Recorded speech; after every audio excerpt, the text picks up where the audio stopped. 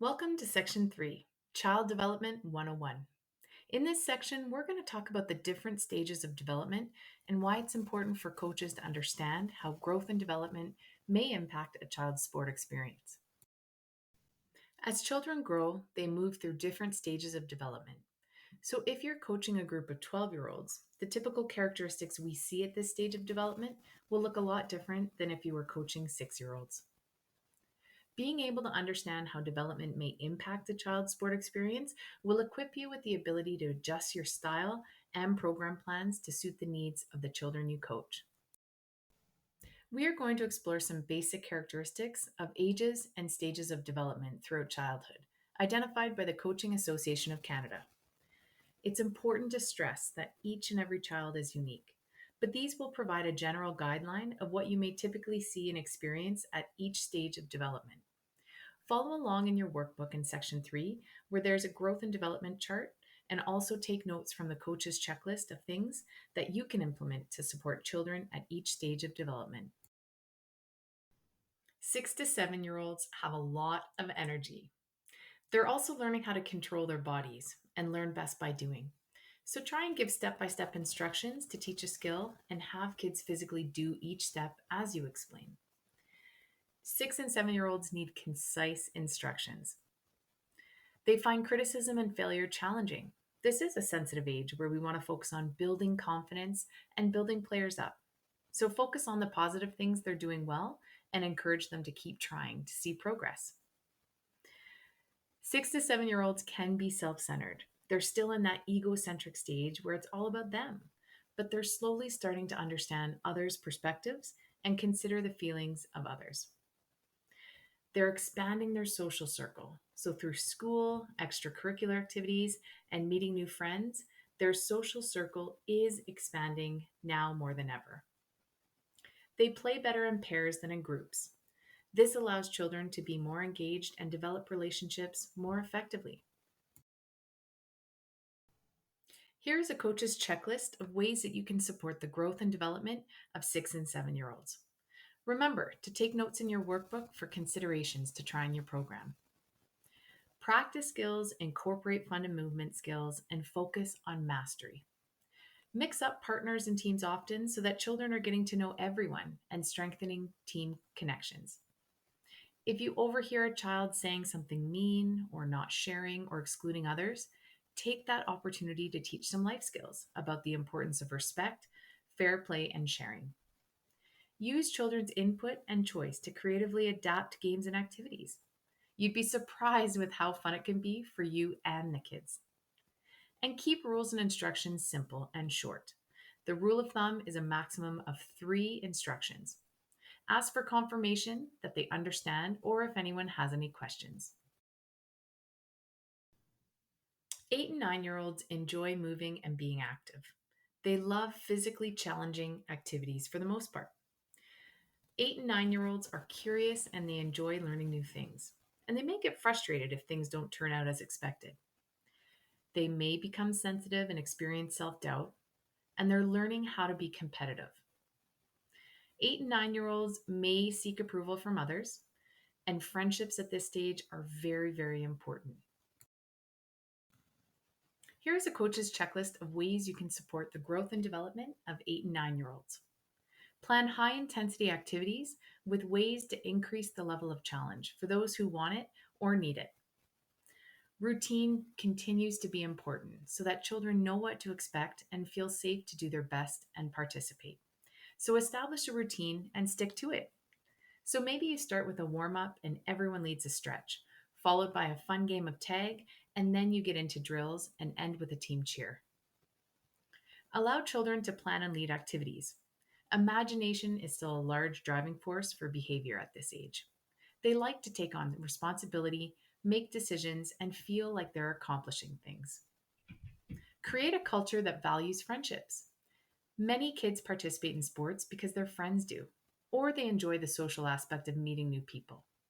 Allow time for players to chat during water breaks or before practice starts, and celebrate friendships made. Talk about healthy competition. Discuss and determine what this means for your team. For example, we do our best, we try hard, and we practice well. Our focus is on having fun and getting better as a team. It's not about winning at the expense of others or our own happiness. And it's important not to compare skills or physical attributes. Some kids are bigger and stronger, which can make some children feel less than adequate. So, although you may have bigger and stronger children on your team, every player, no matter their size, contributes to your team in some way. And those that may not be as fast or big still have some developing to do. So, focus on team spirit, cooperation, respect, leadership, and other skills and attributes. And finally, celebrate successes, both individual and team progress and mastery. 10 and 11-year-olds experience many physical changes, especially girls.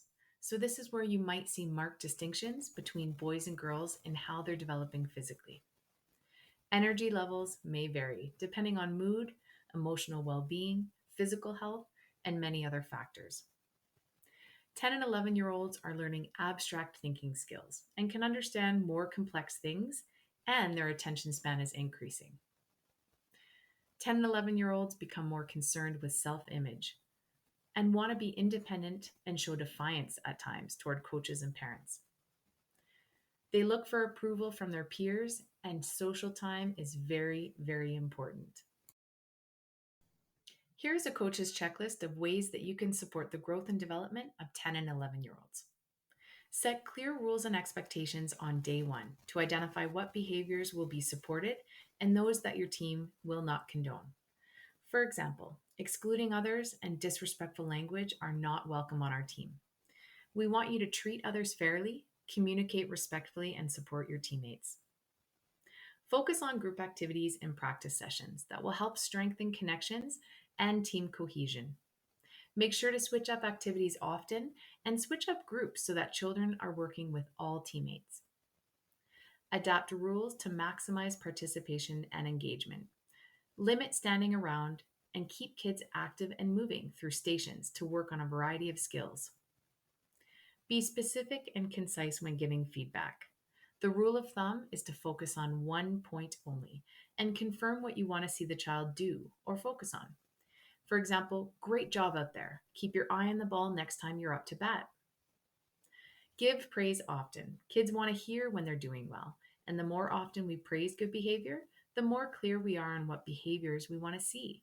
And this will support children to practice doing the right thing over and over again. Find teachable moments and take time to debrief from these experiences. Losing isn't fun, but it's important to teach us that we can't always win, but we can choose to have fun and focus on what we did really well. 12 to 15-year-olds experience major growth spurts, which can lead to challenges with coordination, muscle balance, and emotional stability due to an increase in hormones. You may see differences in rates of physical maturation. Children this age enjoy decision making and problem solving and can comprehend more elaborate instructions and complex concepts. Children this age may challenge authority, similar to the previous stage of development. This age really looks up to positive role models, and you are that role model for your team. 12 to 15-year-olds put more importance on competition. And as I mentioned earlier, we can teach children at this age about healthy competition and what that means. Here's a coach's checklist of how you can support the growth and development of 12 to 15-year-olds. Be sensitive to emotions and role model open communication. Do check-ins with each player to assess mood and energy levels. Be aware of your actions and words, because kids at this age and stage are looking to you to role model appropriate and positive behavior. Create a culture of respect and inclusion. Talk about why it's important to show respect and create an inclusive team where everyone can be themselves. Talk about what behaviors specifically support this. Empower children to solve their own problems. So instead of swooping in and solving every issue that comes up, ask children to talk through what's happening, take responsibility for their actions, and make a plan on how they'll move forward cooperatively. Allow time for questions and discussion after practice sessions and games.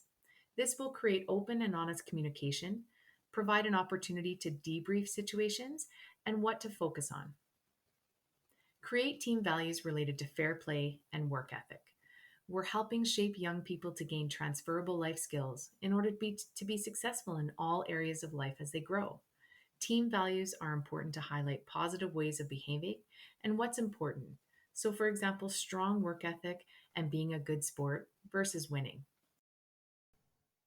It's important to consider puberty and the physical changes that come with this stage of development.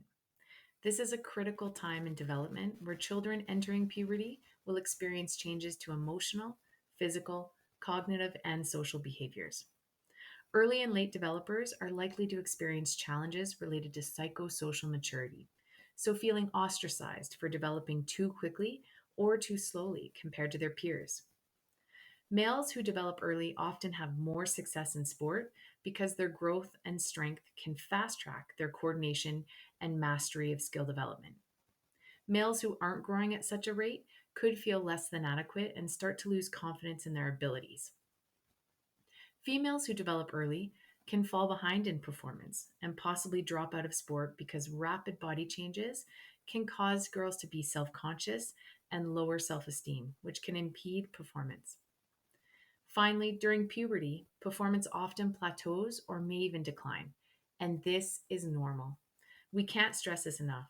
With all of the changes taking place and the level of hormones running through the body, athletes may see an impact to their performance. So try to be supportive through this stage of development. Here's a coach's checklist on how to support the growth and development of those children entering puberty. As we've mentioned previously, do check ins with each player to assess mood and energy levels. Have players set individual goals for the season, and this will keep them focused on their own progress versus comparing their success to what their peers are doing. Keep the focus on fun, strengthen teamwork, and set aside time for social interaction between the players. Focus on how each player contributes to the team and avoid physical comparisons. Celebrate leadership, sharing, respectful conduct, and other positive behaviors and contributions to team success. Be strategic when assigning pairs or teams. If dividing into teams, do your best to ensure teams have a balance of strength, speed, and skill. If pairing up youth, you can either pair up based on similar strength and skill to provide a challenge, or pair up with different strengths so that children can mentor and teach each other. As coaches, it's important to understand that a child's chronological age, that is, how many years the child's been alive, can be different from their developmental stage. For example, you may find that a 10-year-old is showing typical physical development and mastery of certain sport specific skills, but may be learning and developing social skills that are more characteristic of an 8-year-old. When you plan and lead sport programs, meet children where they are developmentally to ensure they have the greatest opportunity for success. When you go to plan and prepare for your next season or practice session, come back to this growth and development chart outlining the typical characteristics shown across childhood. One thing is common across each stage of development. Focus on keeping kids active and engaged during each session, as well as helping children feel success and a sense of mastery. That is the secret to fostering positive child development. You have now completed Section 3, Child Development 101. Before you move on, take some time to answer the Coach's Corner question in your workbook and check out the Fun Team Resources section to learn some great coaching tips centered around the growth and development of children.